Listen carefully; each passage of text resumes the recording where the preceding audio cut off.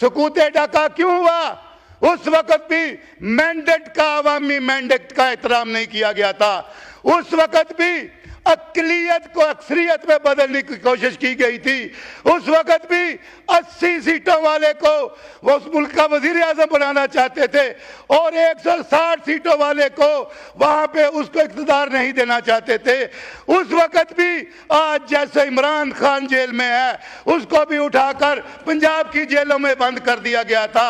آج بھی وہی حالات بنا دیے گئے ہیں. ہم 1 سال سے اس اسمبلی میں 9 ماہ سے بات کر رہے ہیں کہ 9 مئی کا جوڈیشل کمیشن بنایا جائے. اگر وہ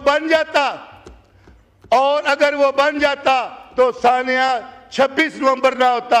اگر حمود الرحمان کمیشن جائے اس کی رپورٹ شائع ہو کر میں آئینہ ہوں دکھاؤں گا داغ چہرے کے، میں آئینہ ہوں دکھاؤں گا داغ چہرے کے، جسے برا لگے سامنے سے ہٹ جائے.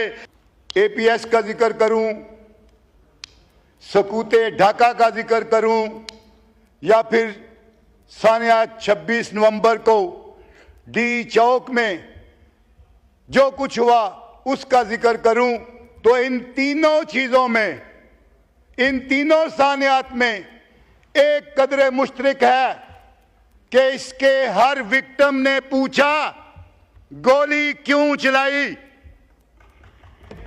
آپ کو یہ میں یاد دلانا چاہتا ہوں کہ سکوت ڈھاکہ بھی جو تھا اس وقت بھی چند طالب علموں نے صرف یہ کہا تھا کہ اردو کے ساتھ ساتھ بنگلہ کو بھی قومی زبان بنا لیا جائے، اور انہوں نے بھی ایسے ہی ڈی چوک آ کر اپنا اس وقت بنگلہ دیش میں جو احتجاج کیا.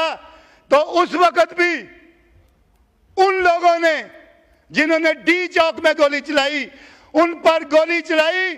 تو پھر وہاں پہ آ کے مجیب الرحمان نے جب پوچھا کہ گولی کیوں چلائی ہے تو پھر وہ ایک تحریک بن گئی تھی. میں آپ کو یہ بتاتا ہوں کہ آج بھی وہ سکوت ڈھاکہ والے حالات ہو گئے ہیں. سکوت ڈھاکہ کیوں ہوا؟ اس وقت بھی مینڈیٹ کا، عوامی مینڈیٹ کا احترام نہیں کیا گیا تھا.